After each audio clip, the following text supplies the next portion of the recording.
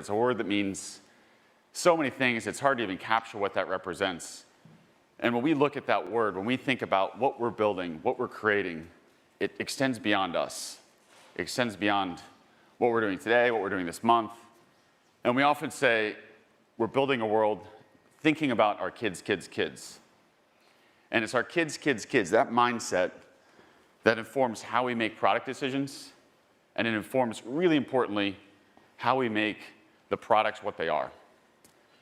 So today, when we think about that and we look at what we're going to be showing you, just recognize the thoughtfulness that thousands and thousands of decisions have gone into those products. And to start that, we developed our R1 product line really as our handshake with the world. These are products that redefined what a truck was, what an SUV was, and enabled a level of performance, capability, everyday usability that really never before been seen. And that was built on this deep desire, this really deep desire to make products that not only enabled the types of ventures we want to take photographs of, the kinds of things we want to remember 20 years from now, 100 years from now, but also inspire those things. Inspire you to say yes to things that scare you, to explore, to do new things. And that desire to explore feeds into all the things that we drive as a business. And hopefully you see that in our future products and what's to come. Now, beyond just the desire to explore, we also need to make sure that these products are safe. And a huge part of what we're building has been built around safety. In the R1 products, every decision that had to do with structure or the way the vehicle was packaged was laddering into the goal of making these not only a safe vehicle, but the safest truck and the safest SUV in the world. So the R1T and the R1S achieved that. Top Safety Pick Plus, the highest safety rating on the Insurance Institute for Highway Safety, 5-star standard, and they're incredible. Now, linked to all this is a technology platform we created. We built software, we built electronics, we designed entirely in-house a network architecture that allows our vehicles to get better and better over time. And I see a lot of our owners out here, and I know one of the things that's most followed is what's the next set of features to drop? And we get to make improvements to the software, we get to add new features. I get tons of feedback. My dad will send me, whether he likes it or not, sometimes very strongly worded. But we love the feedback. We love the opportunity to be really integral and connected to our community as we're making all these decisions. We think about our community, we think about our owners. It's such a powerful part of what we're building. When I started, I can remember back, it was, we had all these things we thought about what do we want to become as a company? And one of the things that inspired us so deeply was to say, can we create something that inspires people? It inspires us to behave differently. Inspires us to show up as our best self. And that was embodied in this goal of creating a movement or a community of users, a community of customers that just loved the product and had an orientation and optimism around the future that was so core to who we are. And there's so many ways to look at this. There's so many stories. I get lots of emails. I love sharing with the team. Emails from customers are doing really amazing things. So here's one that just embodies it beautifully. This is Milo. Imagine you're driving down the highway. You see a semi-truck in a ditch. And you not only think to yourself, I'm going to pull over and see if they're all right, I'm going to try to pull them out of the ditch. And so much in this embodies Rivian. It's that orientation to help, but it's also the fact that the vehicle can pull a semi out of a ditch.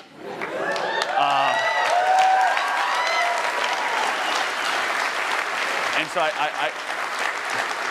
I used to get asked the question, can a Rivian vehicle tow? And I'd always jokingly say, it can tow a house across the street. Just how far do you want to tow it? But beyond the products and beyond what we're creating in the technology and the software and propulsion and towing capability is really the other element of how our brand manifests, which is our spaces. And we're sitting in one today. This is normally a movie theater. It doesn't look like one right now, but normally there'd be seats right here. And this is an example of the types of spaces we want to create as a company.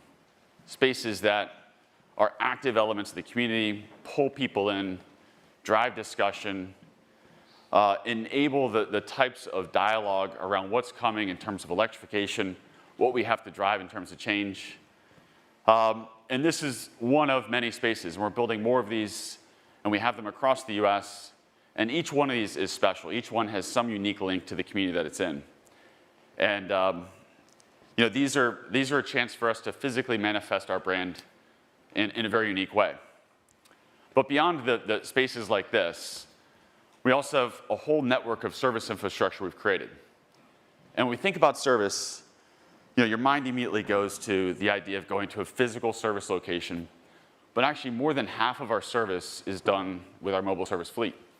So we have over 500 mobile service trucks, our R1T, and mobile service vans that actually show up at your house, show up at your work, and we can fix your vehicle there. But in addition to that, for things that we can't fix in your driveway or fix in a parking lot at your office, we do have a physical service infrastructure. We have 54 service locations today. These are rapidly ramping up.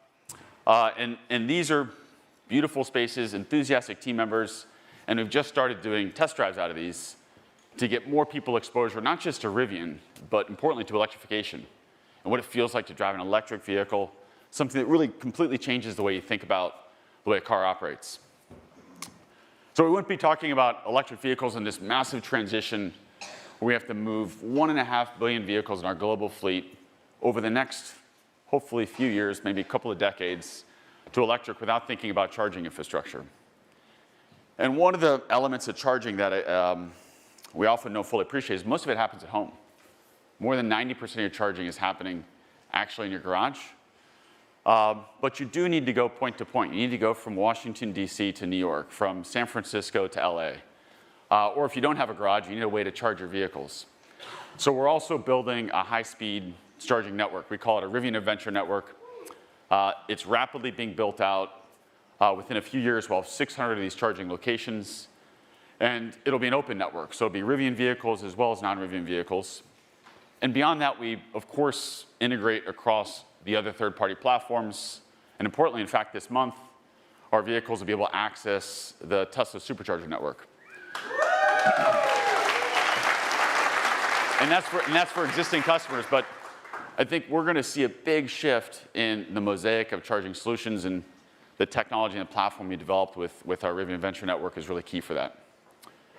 Now, powering that network and powering this transition to electrification, we can think about the end vehicle, the use of that vehicle, as driving this change, driving a downstream demand shift from, of course, gasoline or diesel to electric. But we also need to create the upstream supply of renewable energy. And this is an area we've been really focused on, and we're committed to building out over 7 billion miles of renewable energy by 2030. And so those projects are already underway.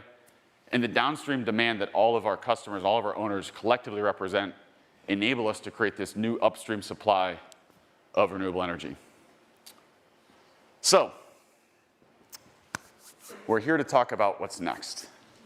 We're here to talk about how all this brings us to our next set of products, and really how we get a lot more people into our products, into our brand. And how do we make Rivian more accessible to a lot more people? So with that, let me introduce you to R2.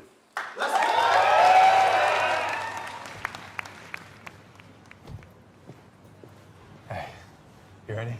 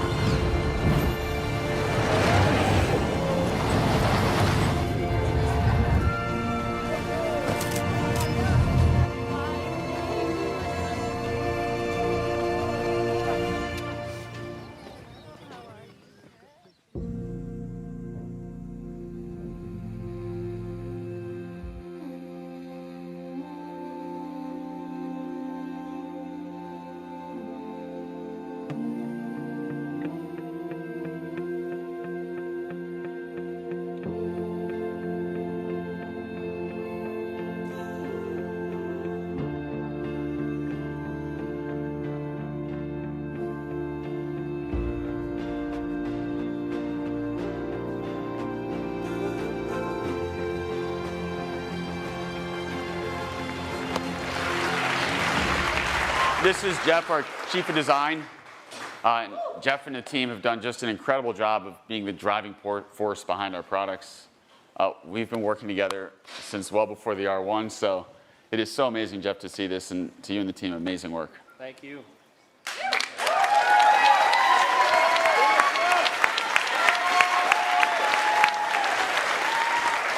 So it is so awesome to show this. I've been waiting for this for a while. And there's a lot to talk about here. The vehicle combines capability, performance, utility, storage, functionality in a way that we think just really fits right into a huge customer need and a huge need within the market. The vehicle size, the vehicle capability really has been optimized around enabling, as I said, and inspiring all those adventures. And so we're going to walk through the vehicle, but just starting here at the front. In the front of the vehicle, we have a large front storage trunk. For those that are familiar with R1, of course, this should be very relatable. But this is great for putting luggage, backpacks, your gear. It's one of the most used storage areas of our R1 vehicle. We get to see the data on how all of our owners are using it. But it is just an awesome setup. And of course, this also serves to support a lot of the front safety in the vehicle in terms of the crash structure that you saw in those R1 videos. Now, if we go around the side of the vehicle, it's hard to see without sitting in it, but so much effort has gone into making sure the packaging, not just in the front row, but also in the second row, creates this really airy, really comfortable, really spacious experience. Something that really is world class. There's nothing quite like it in this size of vehicle where you get in and you feel so comfortable and it feels so inviting. And we're going to take a look at the interior in a second.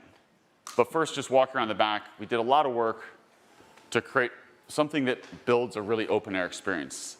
And you just saw, or maybe you saw, these quarter windows pop out. And what that does is we leverage the negative pressure off the back of the vehicle to pull natural air through, and it creates this beautiful open air feeling experience. And then the rear glass, which you just saw drop, also opens. And now the rear glass opening, it literally feels like an open air experience, but this gives you an ability to put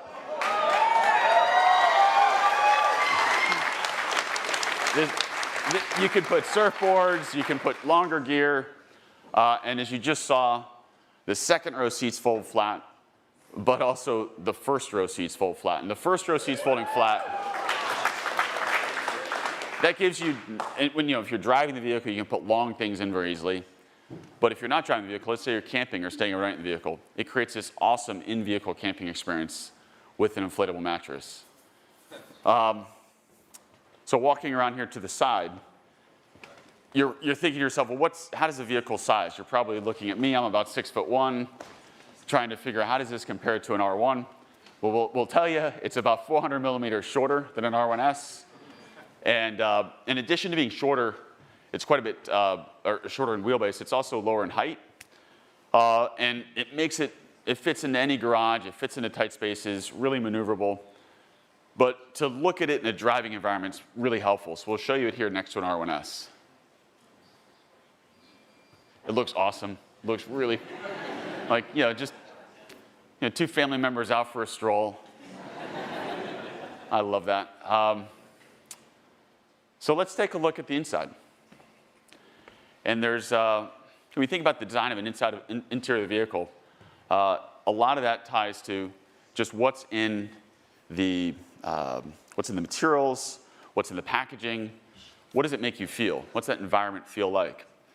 And so we spent a lot of time working through those materials and the overall packaging to create an experience that is as inviting as one could imagine.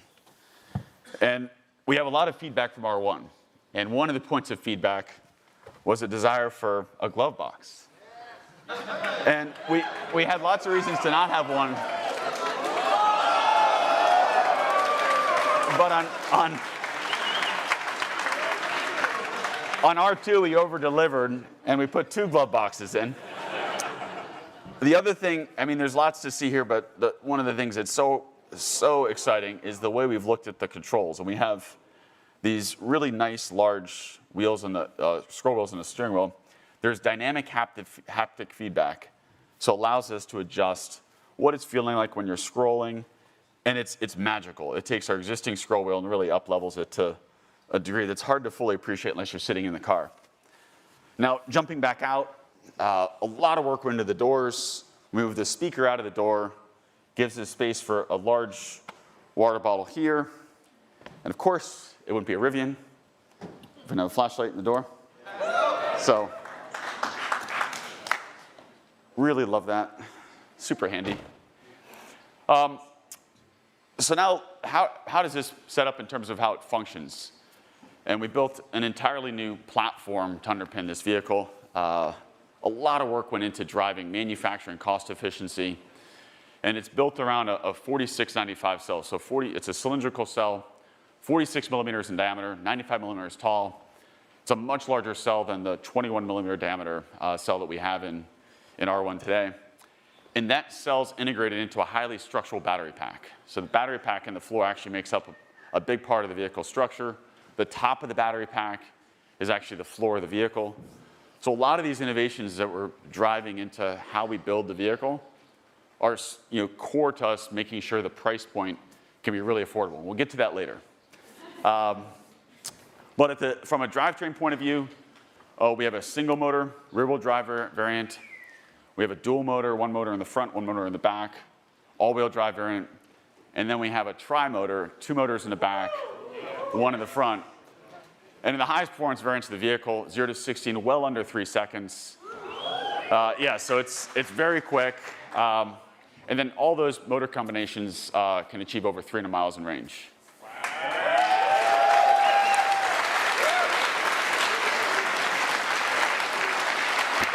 So much of what a Rivian is capturing the dynamics of the vehicle. And we needed to make sure that all the decisions we made in the aggregate, the suspension, the drivetrain, the battery positioning, the packaging of the vehicle, delivered something that drove like nothing else. Something that was exciting on-road, something that was incredibly capable off-road, but had the everyday refinement and usability to work if you're parking it in San Francisco or driving it in New York. And so that focus on dynamics is so embedded in our culture as an organization and embedded, of course, into our products. Now, we talked about the vertically integrated electronics we built that enable this amazing software platform that we've seen in R1. We take that even further in R2.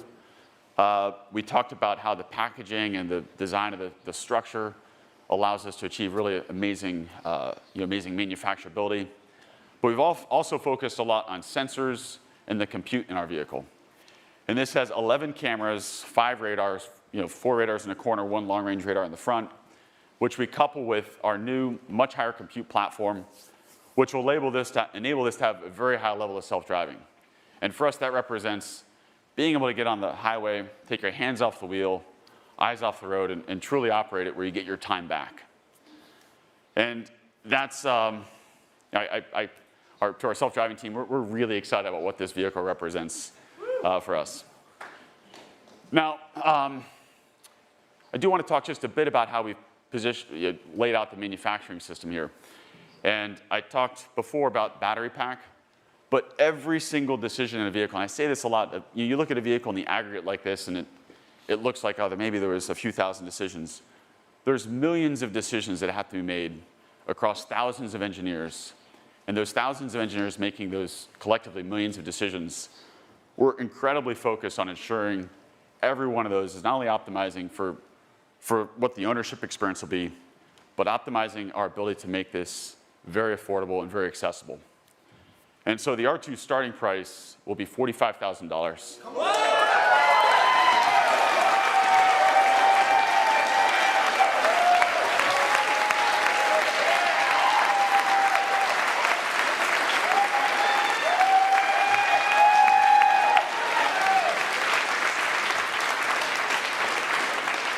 And you can reserve one starting today. Already got mine! Yes! I love that.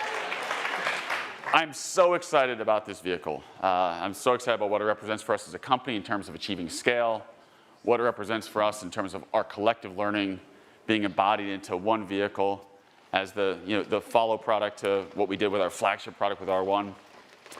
But it's important to note, R2 represents not just a vehicle, but it also represents a platform.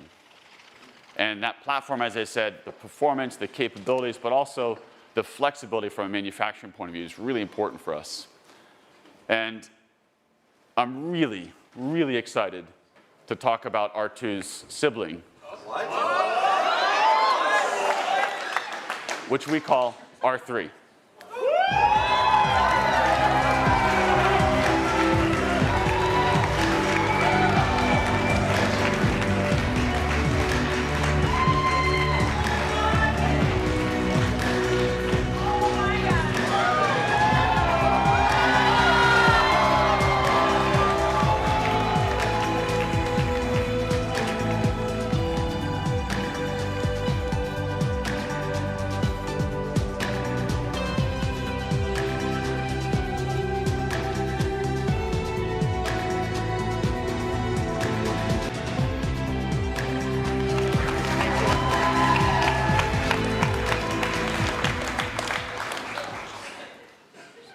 So you didn't expect that one more thing here. So R3 is, we're so excited about what this sort of delivers beyond what we see in R2. It takes the package of R2 and the platform, it shrinks it, it puts it into our take on what is a crossover. And it's a vehicle that's almost hard to define what it is, but it so beautifully captures our brand, it captures what we represent as a company. It's dynamically incredible, the shorter wheelbase, the tighter dimensions, really enable it to be something that's maneuverable and drivable. But as tidy as it is on dimensions on the outside, we've put so much effort into making sure that the inside feels big. And much like we saw on R2, there's a lot of work that went into everything that you see in the rear of the vehicle, the occupant areas in the front of the vehicle. But this is all enabled by the platform. And it's about 5 inches shorter, 135 millimeters shorter than what you see in R2 in terms of wheelbase, but leveraging all that same content. So the single motor, the dual motor, and a tri-motor, the beautiful battery pack built around a larger format cell, our network architecture. Really excited about that. Oh, hello. So up front, we have a front storage trunk, much like what we had in R2. And that storage area of the vehicle, you can use to throw all your gear, your bags, and something like this. Wonderful for that everyday urban usability, adventure usability. But I want to spend some time in the back. And we spent so much time as a team thinking about working on how do we create a unique closure experience in the back. And what you just saw happen is the rear liftgate came up. Just like we saw in R2, the first and the second row seats fold flat. So it creates an opportunity for in-car camping, or it creates an opportunity to carry your long gear. But when we close this, there's a second way to get to the back, which we call our flipper glass. And what I love about this is it makes it easy to get things in and out, but this actuation can actually go to multiple heights.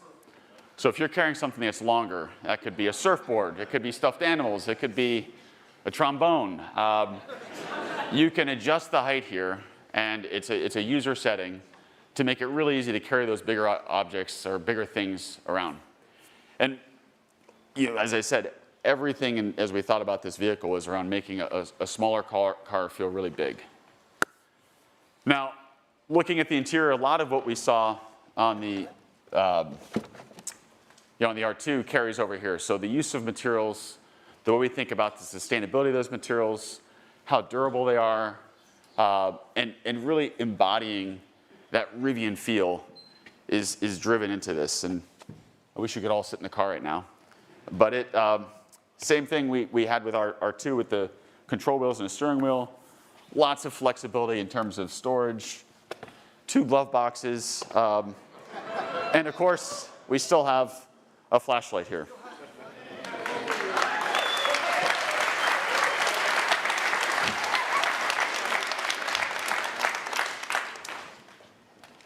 Now, we talked about platform flexibility. Hopefully you're seeing that here between R2 and R3.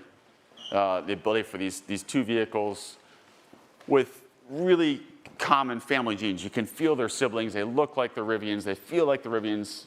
Unfortunately, you can't all drive them to say they drive like the Rivians, but I can guarantee they do. But there's one more thing. One more thing. And looking at R3, we wanted to take everything that's embodied and put it into an even higher performance package. And this is something we call R3X.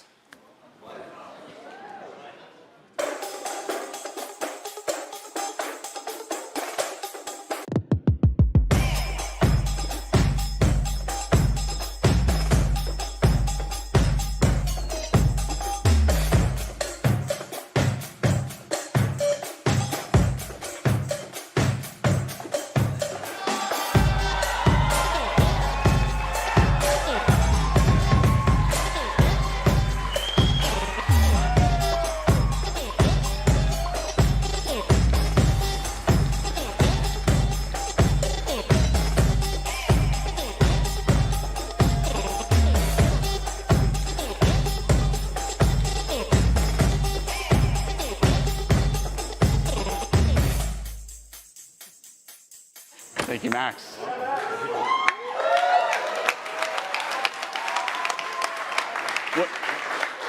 I mean, this is just so cool. This is the vehicle. When we walk around in the studio, everybody sees it and they're like, "Oh, I want that so bad." And I think that happens for anybody that sees it. But this captures, as you can see, R3, but pulls a level of like deep performance capability into it.